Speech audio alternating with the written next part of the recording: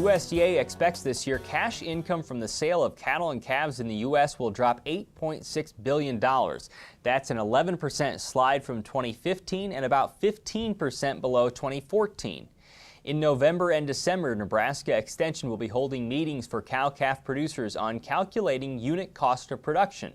Aaron Berger is part of the group conducting those meetings. He joined us earlier this week from the Panhandle Research and Extension Center in Scottsbluff to talk more about how the overall economic environment is different for those farmers and ranchers compared to recent years.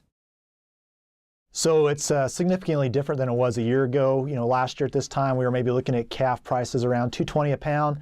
Now we're in anywhere $1.20 to $1.50 per pound. So really a drastic change.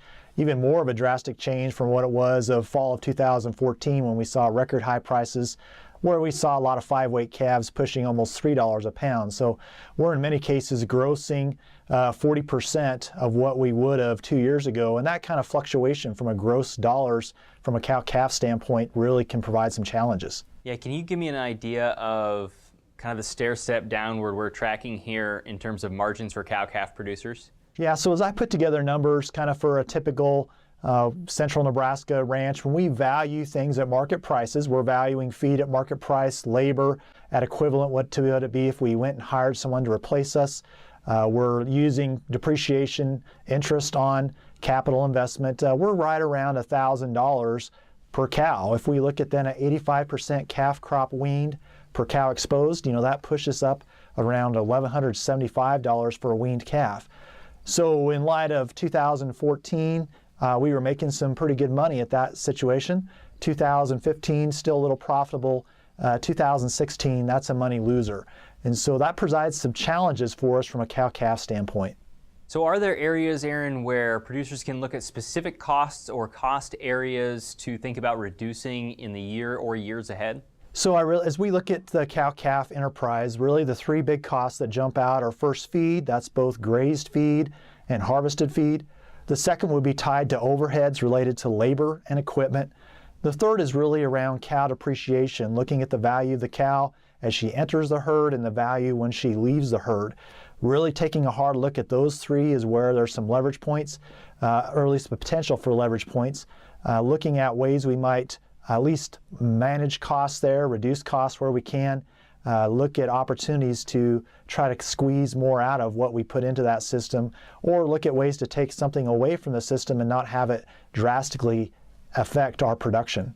Aaron, in light of the current economic situation, what do you think the outlook is for pasture rents, at least in that area of the state? So as we look at Nebraska, we have some of the highest pasture rents in terms of cost per pair per month of anywhere in the United States. One of the things I think is going to challenge pasture rent under current situations is market of cattle. I think there's going to be less demand for pasture, but that having been said, we have to go back to the early 80s before we see a time when we've actually seen pasture rents decrease, and there always seems to be good demand for pasture. I guess the other thing I think that may challenge pasture rents a little bit is just the cost of harvested feed. When we look at grain prices, hay prices, the price of distillers' grains, in many ways, we can look at a ration for a cow that's very competitive for what we can take her to pasture for, and so that may put some pressure on pasture as well. But it'll be interesting to see as we go into the 2017 grazing season what pasture rental rates do. I do think they're certainly going to be under pressure. We've talked before about determining costs of production on your operation. Can you reiterate why you feel it's important, how difficult or simple it can be to determine your cost of production?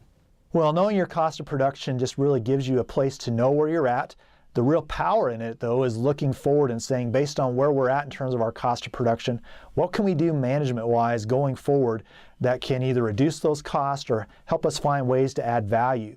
So when we know our cost, it really gives us a lot of power from a futuristic standpoint, looking forward, thinking about management decisions. It also gives us some confidence in making marketing decisions and thinking about what we might do, looking at options for price protection. I think it also just gives us confidence in looking at maybe where are some things we could change to try to reduce our cost of production, and especially in light of current scenario where we can maybe make ourselves be more profitable if we made those changes. So that's really the value cost of production. When we do a unit cost production, we need to have accurate financial and production numbers. We're really melding those two together to get a handle on where we're at.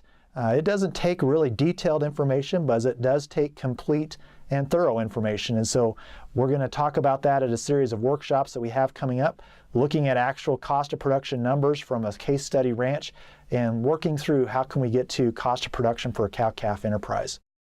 Those workshops Aaron mentioned will be held in Valentine, at the Goodmanson Sandhills Lab, and in Scottsbluff.